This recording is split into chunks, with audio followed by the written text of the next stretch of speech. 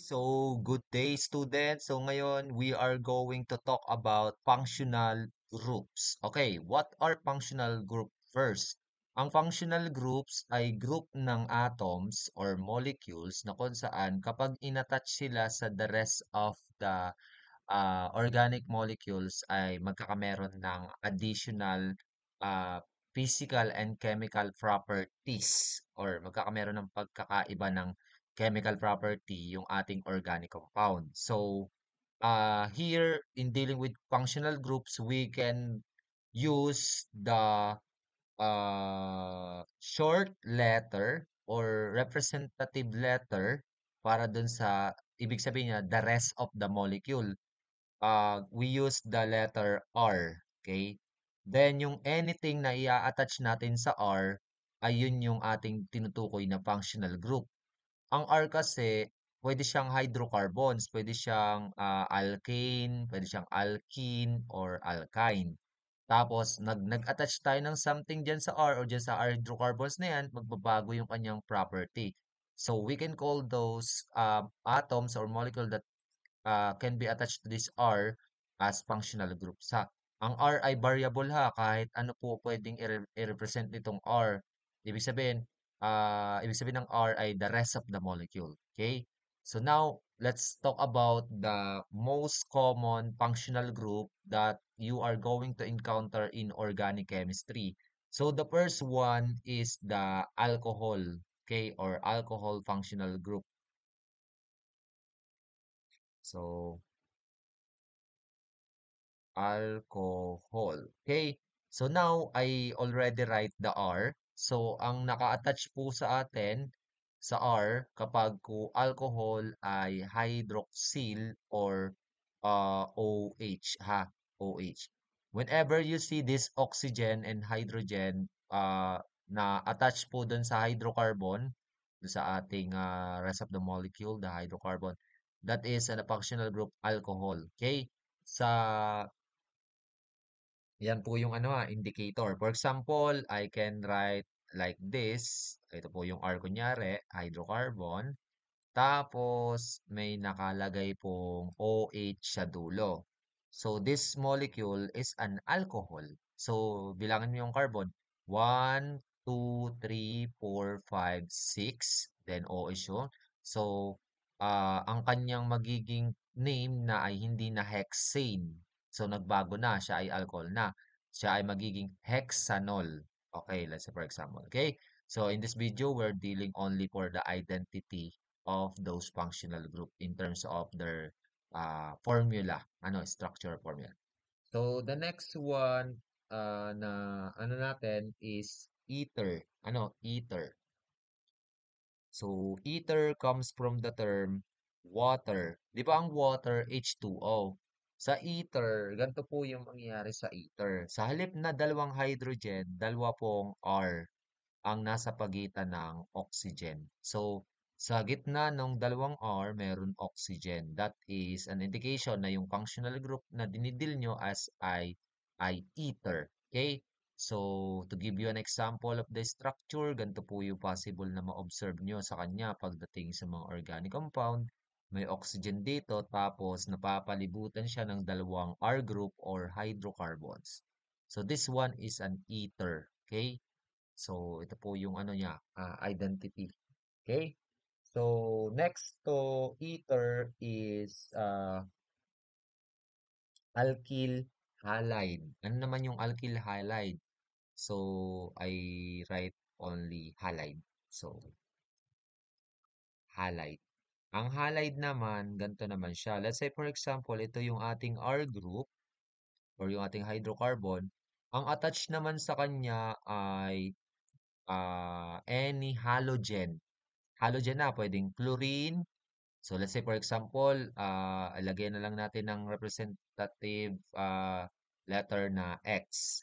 Ang X, nire-represent niyan yung halogens. So, that's why it can be called halide. For example, meron tayong hydrocarbon. Tapos, ang naka-attach sa kanya ay fluorine sa dulo. Tapos, let's say for example, meron din siyang chlorine. Ano? So that is an indication na yung ating organic compound na dinidil ay halide. Okay? Halide or hydrocarbon na may attached na halogens. Okay? So example natin, chlorine at saka fluorine. Okay? So next to alkyl halide, we have also yung mga functional group natin na may carbonyl, carbon. Ang carbonyl po natin ay yung double bond yung ating carbon sa oxygen. So let's try to explore. So the first one we have aldehyde, okay? Aldehyde. So ano pong itsura ng aldehydes in terms of structure? So meron po tayong R group.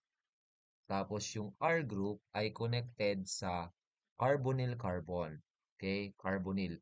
So ito po ay linear, ano po ha, double bond po yung carbon sa oxygen. Ito po yung carbonyl carbon. Tapos ang nasa dulo ay hydrogen. Tandaan nyo, ito po yung hydrocarbon, tapos carbonyl carbon, tapos ang nasa dulo ay hydrogen. So let's say, meron tayong example dito, meron tayong longer chain, tapos may double bond sa oxygen. Tapos ang nasa dulo dapat niya ay another hydrogen. Okay, that is the aldehyde functional group. Okay? So by the way, lagyan natin ng kulay para yung kulay blue ha, pag drawing ko siya sa blue na ano, ink, yan ang ating aldehyde. So itong blue na ito po yung ating aldehyde functional group. Carbonyl carbon connected to hydrogen. Okay? So the next one, yung itong mga detail natin dito, yung may mga carbonyl carbon. So the first one is aldehyde. So second one is ketone. Okay? Ang ketone naman, so let me ano ulit. Ang ketone naman, so for example, meron tayong R group again o yung ating rest of the molecule. Then, syempre, pare-pareha silang may carbonyl. Sa halip po na hydrogen yung nasa dulo ay another R group. Okay? Another R group. So, yan po yung ketone. Ha? Ketone. So, di ba dito sa aldehyde, hydrogen. Dito sa ketone, another R group or hydrocarbon. So, let's say for example, ito po yung drawing natin ng ano. So, may nakita kayong double bond sa oxygen na carbon. Tapos, another R group ulit sa kabila. So, this one is a ketone. Ano? So, by the way, ayusin natin yung ano, color coding. So, kulay blue po yung ating ketone ha. Yan. Ito po ang kulay blue. Yan. Kapag yung ano, carbonyl carbon ay nasa pagitan ng dalawang R group or hydrocarbon, that is a ketone. Okay?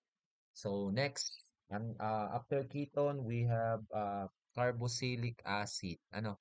Carboxylic acid. Carboxylic acid. So, ano naman po yung itsura? Wait lang, ayusin ko lang yung sulat. Doon natin lalagay sa baba. Carboxylic acid. Ano naman ang itsura ng carboxylic acid? So, lagay ulit tayo ng R group. Carbonyl pa rin po yung una niyang carbon. Double bonded to oxygen. So, sa halip na R group, sa halip na hydrogen, ang ating pong last part ng molecule after ng carbonyl ay OH, ha, or alcohol. Okay? So, this one is a carboxylic acid kapag nakita kayo. So, to draw an example, ganito po siya. Hydrocarbon po. Tapos, sa dulo, meron tayong carboxylic acid. So, ulit, hydrocarbon. Tapos sa ating pinakadulo may carbonyl carbon tayo na connected sa OH. So this is an indication na po siya ay carboxylic acid. Next, we have ester. Ester. Ganito naman po yung ester. Meron tayong R group. Tapos connected siya sa carbonyl pa din. First carbon, carbonyl. Tapos sa kabilang side po, oxygen again. Kaso nga lang, after ng oxygen ay another R group. So, yan po yung indicator na siya ay ester. So, let's say for example, dito po yung example natin, meron tayong hydrocarbons. Tapos, meron po tayong carbonyl carbon, oxygen. Tapos, another oxygen. Tapos, yung another oxygen ay connected again sa another R group. Ito po yung ester. Ano? Ester. Okay? So, meron pa po ba tayong merong carbonyl? Yes. Meron pa po tayong isa. So, another, ano po is amide. Ano? Amide. So, let me write amide. Ang amide naman po ay derivative siya ng ano ng amine. Pero ang amide meron siyang pinagkaiba sa amine. Ano? Amide po, meron po tayong R group again, hydrocarbon for example. Tapos carbonyl carbon po uli. Lahat ng carbonyl carbon ng unang carbon after ng R group, yun muna ang ating isa-isahin. So sa dulo niya po ay NH2. Yan po ang amide. So, to give you an example, ganito po itsura niya possible sa ating mga structure. Tapos, meron double bond sa oxygen. Tapos, ang nasa dulo niya ay NH2. That is amide. Ano? Yung amide po, usually, nasa structure yan ng mga antibiotic. Okay? So, next, meron pa po ba tayong may carbonyl carbon na ano? Na common functional group. So, wala na po. So, next po ay ah, amine. Let's talk about amine. Magkaiba po siya sa amide ah. Ang amine po, let's say we have tayo R group. Tapos, ang connected sa R group ay NH2 na. Direkta na sa NH2. Wala na po tayong carbonyl na katulad ng nakikita nyo dito, may carbonyl pa. Yan. Dito po, wala na. Diretso na po siya. Okay? So, ang itsura niya, for to give you an example, R group, tapos walang carbonyl, diretso na po sa connected sa NH2. That is amine or amino group. Okay? So, next po sa amine, also we have thiol. Ano? Ano naman po yung itsura ng thiol?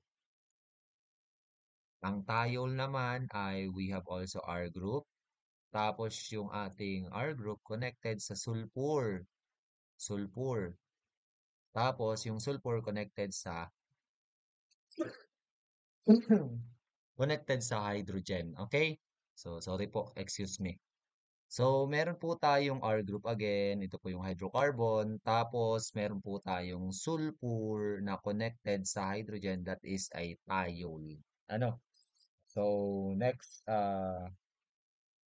po na functional group is this one.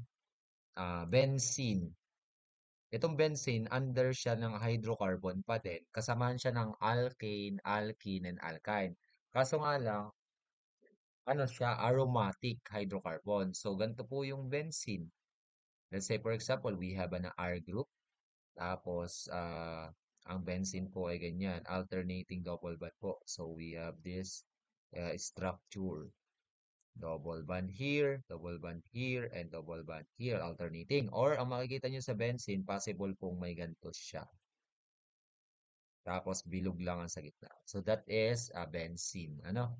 So, siguro po ay halos lahat ng ating mga functional group na common, most common, at may counter natin dito sa organic chem natin. Sa Chem 1 ay nagkameron na kayo ng familiarity kahit papaano dito sa simula. Okay? So, alcohol, ether, halide, aldehyde, ketone, carboxylic acid, ester, amide, amine, thiol, and benzene. Okay? So, that's all po muna for this video and God bless.